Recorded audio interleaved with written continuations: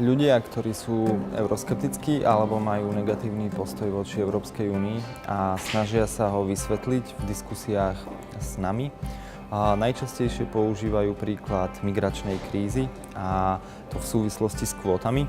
Argumentujú tým, že Európska únia alebo Brusel a najmä pod tlakom Nemecka sa snažia nanútiť krajinám ako je Slovensko migračné kvóty alebo teda kvóty na utečencov a snažia sa nanútiť Slovensku to, aby utečencov museli prijímať, pričom ľudia majú obavu, či budú dostatočne integrovaní, či to nebude narúšať nejaké kultúrne súžitie a takisto nerozumejú tomu, prečo by sme ich mali prijímať, ak tí utečenci tu aj tak nechcú byť a aj tak sa pohnú ďalej. To je taká prvá oblasť. Druhou oblasťou sú rôzne ekonomické nedostatky alebo nízka životná úroveň, ktorá súvisí s platmi, s dôchodkami alebo aj s kvalitou potravín, kde ľudia premietajú svoje minulé očakávania zo vstupu do Európskej únie do toho, že niekoľko rokov po vstupe očakávali, že sa budú mať lepšie, že jednoducho budeme bližšie tej nemeckej alebo západnej ekonomickej úrovni a toto oni dnes jednoducho nevidia. A takým tretím častým spomínaným dôvodom je korupcia spájaná s eurofondmi, kde eurofondy označujú za zdroj korupcie, pretože prichádzajú s veľkým balíkom peňazí, ktorý je určený pre ľudí, ale rozkradnú si ho politici a ľudia z neho nemajú žiadne benefity. A prečo z toho obviňujú Európsku úniu je to, že ak teraz sú to európske peniaze, tak Európska únia by si ich mala vedieť postrážiť a mala by vedieť potrestať tých, ktorí ich rozkrádajú alebo iným spôsobom zneužívajú a toto ľudia nevidia. Well, what the research in Bulgaria has shown is that Bulgarian people are very much focused on economic issues, and it was a little bit surprising because we were expecting political issues will arise like independence, sovereignty from the European Union, but not. And the explanation was that maybe because Bulgaria is the poorest country in the European Union, all of this were focused, all the perception was focused on economic things. Low pensions, we should receive bigger pensions. Low income, we should receive bigger incomes. And all of this is associated with the unrealistic expectations which were created during the pre-accession period. That was the main conclusion. And maybe what a little bit surprising was that although quite a lot of people criticized the European Union, the general conclusion was that we have no other way in front of us apart from being a member of the European Union.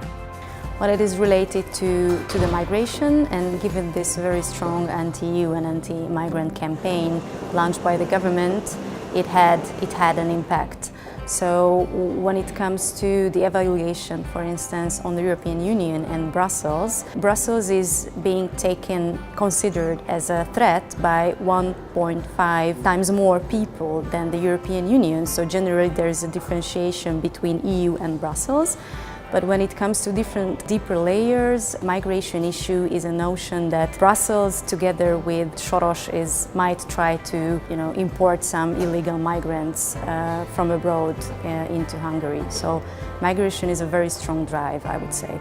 There are also market protection fears and issues that some of the people who are living in Hungary and there are certain unfulfilled expectations with regards to the accession to the European Union. People thought that their level of living standards are going to get higher, so there's a certain dissatisfaction about it. And there is also some inferiority complex with regards to we are second-class members compared to Western European countries such as Germany or France. Well, besides the very general notion that the EU is perceived as being far away and distant and somehow not easy to understand, I think what we saw in the Codes project, in the citizens debate that we held, is that there is a feeling that not everyone is as equally invested in the European Union. German citizens like to think of themselves as being heavily invested. They are a founding member, they are part of all the integration projects of Schengen and of the Eurozone. And they were critical of some member states not being part of the entirety of the integration, of of some member states not appearing not to be playing by the rules.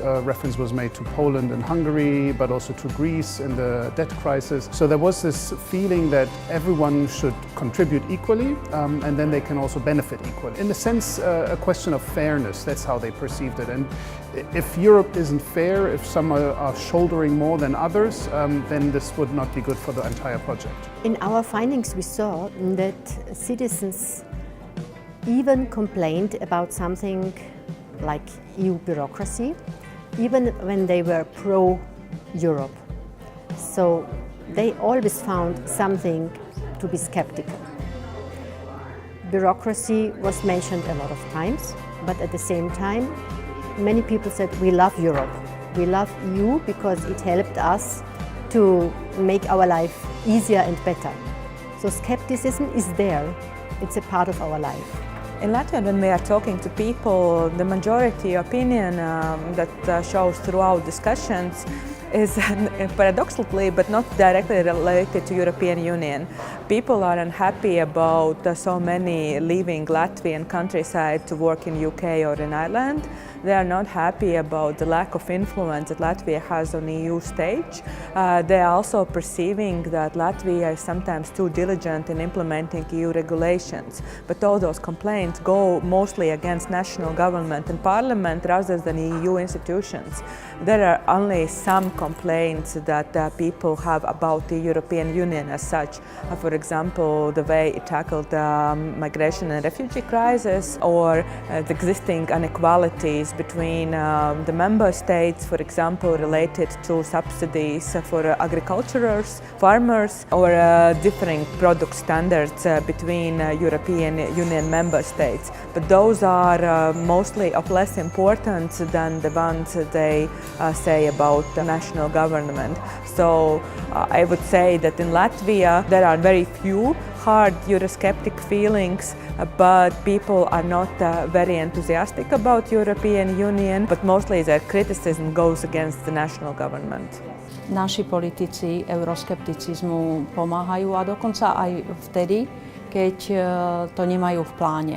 Práve tým, že akýkoľvek jasný postoj voči Európskej únii, či je už pozitívny alebo negatívny, tú spoločnosť vo vzťahu k Európskej únii rozdeľuje. Veľmi často sa ľudia identifikujú s tým politikom, ktorý im je najbližšie a vlastne preberajú od neho aj názory voči Európskej únii. Takže ja si myslím, že toto je taký ten nezamýšľaný efekt a samozrejme sú tu politici, ktorí svojou kritikou Európskej únie vzbudzujú v ľuďoch negatívne postoje.